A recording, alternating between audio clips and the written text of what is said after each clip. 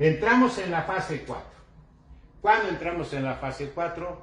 Finales de julio a principios de agosto. Y en esa fase 4, agosto, septiembre, vamos a tener casos porque el virus llegó para quedarse. Y nos van a estar reportando, pues que hoy hubo 60 casos, pues que ahora hubo 45 en todo el país. Puede haber pequeños brotes, en donde tendrán que ponerse bien buzos los presidentes municipales y el gobernador para de inmediato hacer un cerco sanitario. O sea, pudiera haber. Lo que sí es probable, mas no es seguro, es que varios meses después, ¿verdad?, venga lo que le llaman la segunda ola. Esa, dentro de la fase 4, 3 meses, 4 o 5 meses, vóltelas, vuelve a dispararse. Oye, se presentaron 400, 500 casos. ¿Y qué sucedió? Es un fenómeno que sucede, habitualmente son casos de importación, que no siempre se da. Y cuando esto suceda, si es que se da en la República o en algunos lugares, tendrán que regresar las medidas de cuarentena, lavado de manos, la sana distancia, etcétera, etcétera.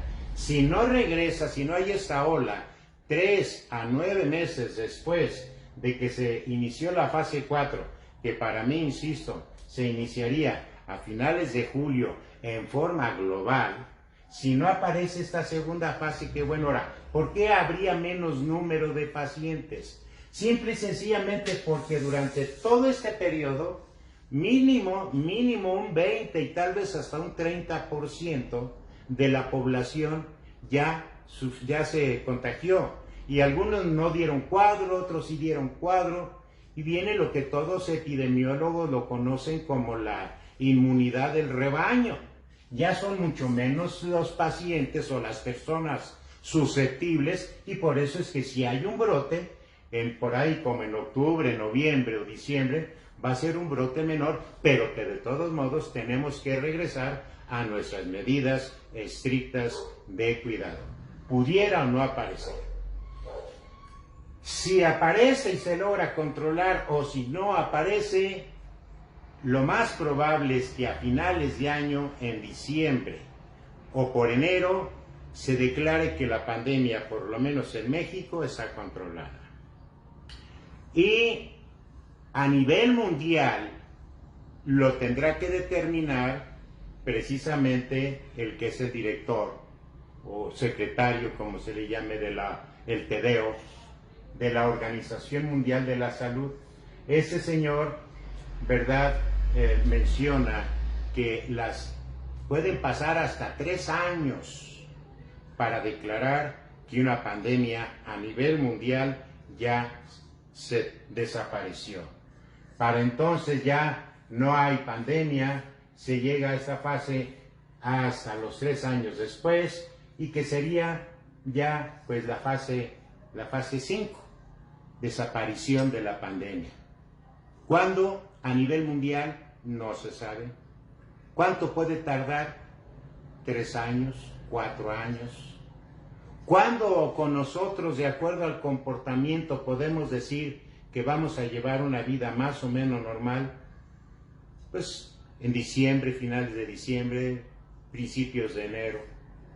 ¿Cuándo vamos a decir que vamos a llevar una vida igual que antes? Nunca. Nunca.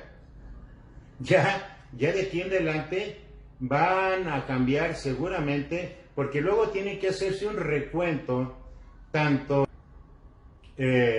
las leyes sobre ciertos comportamientos humanos, y durante todo esto también seguramente tendrá que haber cambios políticos en donde se les tendrá que dar o una de dos, yo no lo sé, o más autoridad para que sea ahora sí el señor presidente de la República quien diga a partir de hoy esto, y se cumple en todo el país, o bien se va a demostrar ahora sí de qué están hechos los gobernadores y se van a refortalecer con sus secretarios de salud, porque van a tener que estar lidiando con este virus de por vida. Y si un gobernador un secretario de salud y su gabinete no se ponen buzos, pueden entonces a tener problemas y van a ser muy criticados. O sea, ya la vida no va a ser igual. Van a cambiar muchas, no nada más la política, no nada más la economía, todo mundo vamos a valorar mucho mejor lo que es la vida y también va a cambiar mucho las relaciones interpersonales. Eso del besito y de todo eso seguramente va a desaparecer. Y como muestra de amistad o como muestra de buenos días, el cachetito, por decir algo, el saludo clásico de manos muy seguramente va a desaparecer. En fin, va a haber a partir de esta etapa de la historia que vivimos, se le va a conocer como un antes y un después del coronavirus. Bien, quería hacer esta exposición de esta forma para que entendieran cuáles son las 5 fases de acuerdo a la Organización Mundial de la Salud, recapitulando. Fase 1, ¿verdad? Casos de importación, que se inició el día 11 de marzo. El día 23 de marzo ya no son casos de importación, sino son casos comunitarios y se inició el día 23 de marzo, ¿verdad? Hasta el día 21 de abril en que declaran el inicio de la fase 2, un mes en México. Del 21 de abril empieza el día 23 de mayo, nada más un mes, y declaran fase 3.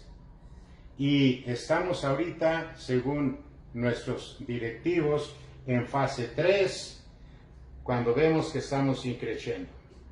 Y hasta ahí, porque para nuestro secretario de salud y para nuestros directivos nada más hay la fase de casos importados, casos comunitarios y la fase de pandemia. Nada más 3 fases. Para la Organización Mundial de la Salud, la fase 0, en que se están gestando en un país el nuevo virus. La fase 1, casos comunitarios. La fase 2, expansión en todos los países con un incremento acelerado. Fase 3, cuando se detiene ese incremento acelerado e inicia el descenso. Fase 4, cuando llega al mínimo de descenso y se mantiene con cifras bajas, pudiendo haber otra pequeña fase 3 dentro de la fase 4, y fase 5, fin de la pandemia. Así es, de acuerdo a la OMS, y con 3 fases de acuerdo a nuestra política y a los cálculos matemáticos que expertos de la UNAM han hecho. Espero haya quedado clara esa explicación de las diferentes formas de ver las curvas pandémicas. Bueno, esperemos que vamos a ver qué pasa el día 6, que ya es mañana, y vamos a ver qué pasa los días posteriores. Yo hago votos, insisto, pero porque fuera como nos la pintan, un triangulito así, no va a ser así. Eso es para el Valle de México. Nosotros, desafortunadamente, hagámonos a la idea a seguir en cuarentena hasta finales de junio. Estamos ahorita en mayo, estamos a 5 de mayo, nos quedan todavía todo mayo y todo junio. Y ojalá y la hambruna, ojalá esa situación de apremio económico vital no haga que en lo que resta, en lo que nos falta en este último tirón, empiece el desorden social, el uso de la fuerza pública, el caos, el saqueo y la hambruna en su máxima expresión. Hago votos porque eso no suceda. Y hago votos porque al llegar a esa fase de meseta, con varios miles, que es imposible decir, pero ahorita ya llevamos más de 20,000 defunciones, que no nos abrume y que no nos veamos obligados a hacer lo que en otros países, hacer pues fosas comunes, ¿verdad? Lo que sí ya entramos en esa fase crítica de la ética moral, de los principios éticos, mejor dicho, en situación de calamidad, en la cual, por desgracia, al verse rebasados en la demanda de pacientes y al verse limitados en el número de equipos o de personal o de instalaciones, pacientes que en otras épocas pudieran haber salvado su vida, ahora la van a perder, pero no es por falta de ética, no es por deseo del médico, simple y sencillamente les he mencionado y entiéndanlo todos, son los cambios de la regla, de la naturaleza del manejo cuando suceden las pandemias. Ya lo dije el día de la otra presentación, cuando la situación es de ordinario normal, hay un triage es la palabra que se usa para categorizar, por ejemplo, en un accidente con 15 o 20 agentes, cuál es el que está más grave y si hay capacidad de instalación, recursos y médicos, se va manejando del más grave al menos grave. Pero cuando hay un arribo masivo, o más que nada, cuando hay una calamidad de tipo no antropogénico, porque no lo ocasionó el hombre, sino de tipo natural como el que estamos viviendo, cambian las reglas de la ética. Eso la gente no lo entiende. Yo como médico lo entiendo. Ya no se va a tratar al más grave. Si llegan 10 pacientes con COVID, se va a tratar y hay nada más 5 aparatos disponibles de ventilación. Se va a hacer un triage y se va a seleccionar a aquellos que tienen mejores posibilidades de sobrevida y se les va a dar un final digno a quienes no. Y en eso van a entrar muchos factores.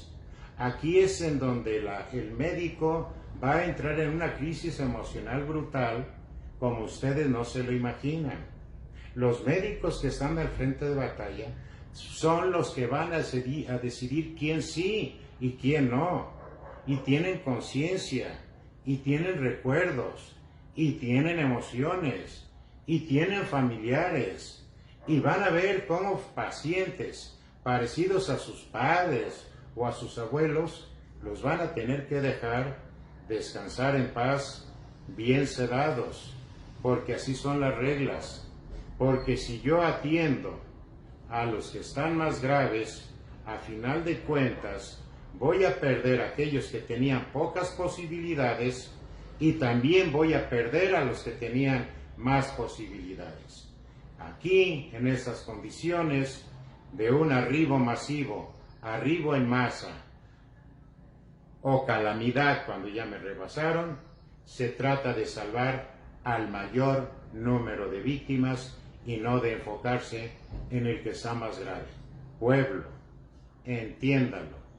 Por eso nos recomendaban tanto nuestras autoridades del sector salud a nivel federal y que yo también participé mucho tratando de concientizarlos en petit, así que en pequeñito, de que hicieran caso.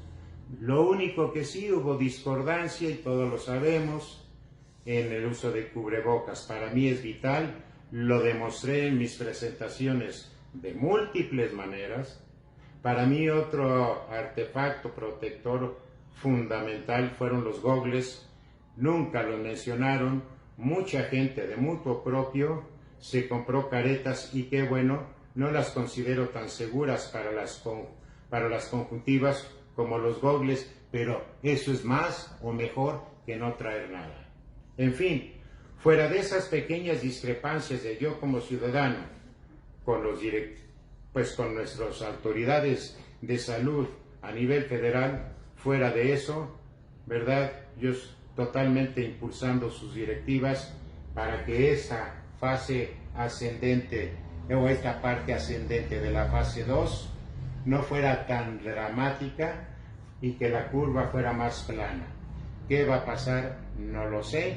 Lo que sí sé es que esta curva no siguió las recomendaciones, la población en ciertas ciudades no siguió y esa curva es empinada, va incrementándose y están en calamidad ya en este momento, ya están en catástrofe en todo lo que es el Valle de México y ya están para mí en catástrofe o están a punto en el estado de Sinaloa.